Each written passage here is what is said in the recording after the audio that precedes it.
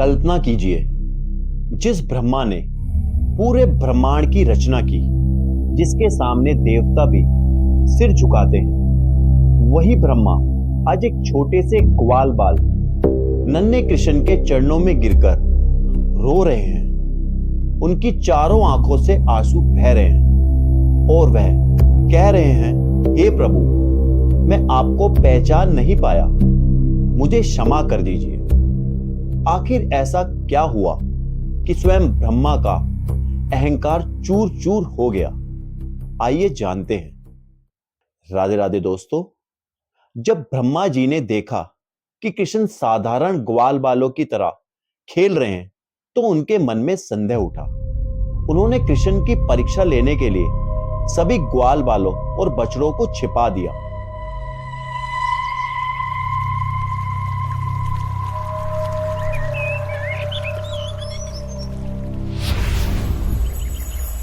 लेकिन अगले ही क्षण जो उन्होंने देखा, उसे देखकर उनका ज्ञान, उनका पद और उनका अहंकार सब समाप्त हो गया।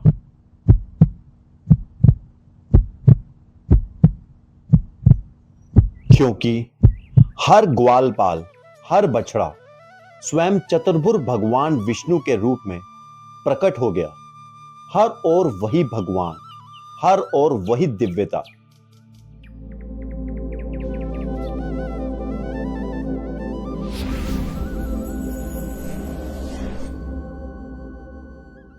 ब्रह्मा समझ गए, यह कोई साधारण बालक नहीं, यह स्वयं समस्त सृष्टि के स्वामी है।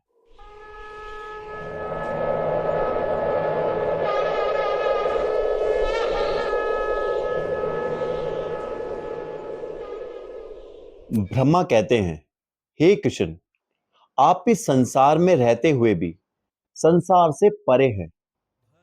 पूरा ब्रह्मांड आपके भीतर स्थित है, फिर भी आप यशोदा मैया की गोद में खेलते हैं। आपके मुख में पूरा ब्रह्मांड समा सकता है और उसी समय आप वृंदावन की गलियों में माखन चुराते हैं। यही आपकी योग माया है, जिसे बुद्धि से नहीं, केवल भक्ति से समझा जा सकता है। ब्रह्मा आगे कहते हैं, लोग आपको अलग अलग रूपों में देखते हैं।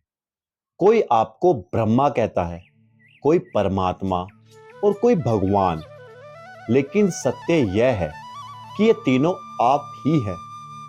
ब्रह्म आपका तेज है, परमात्मा आपका सर्वव्यापी स्वरूप है और भगवान वह मधुर रूप है जो वृंदावन में बांसुरी बजाते हैं। इसके बाद ब्रह्मा ऐसी बात कहते हैं जो पूरे भागवत का हृदय मानी जाती है।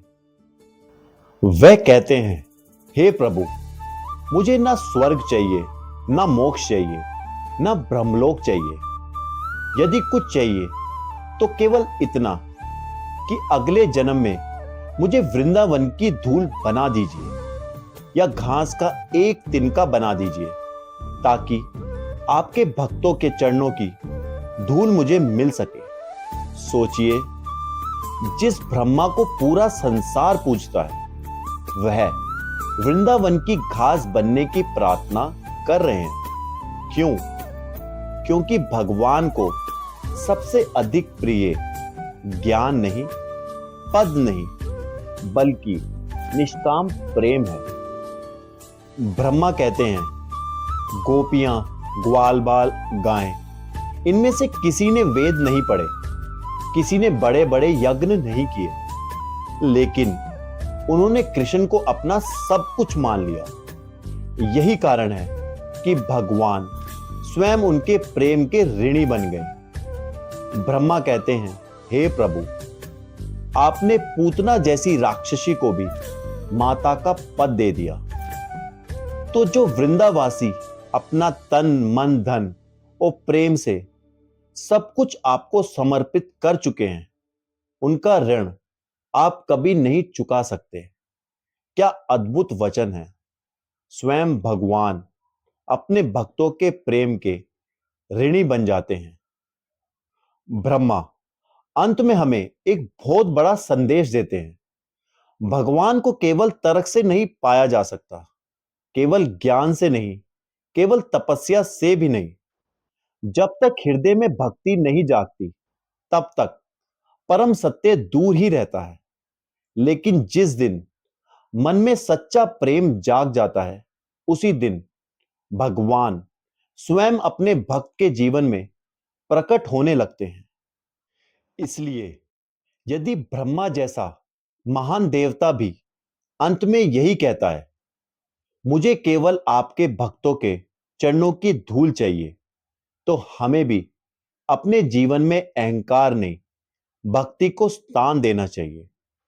क्योंकि भगवान श्री कृष्ण को प्रभावित करने वाली सबसे बड़ी शक्ति ना ज्ञान है, ना धन, ना तपस्या, बल्कि निष्काम, निर्मल और प्रेममयी भक्ति है। जय श्री कृष्ण।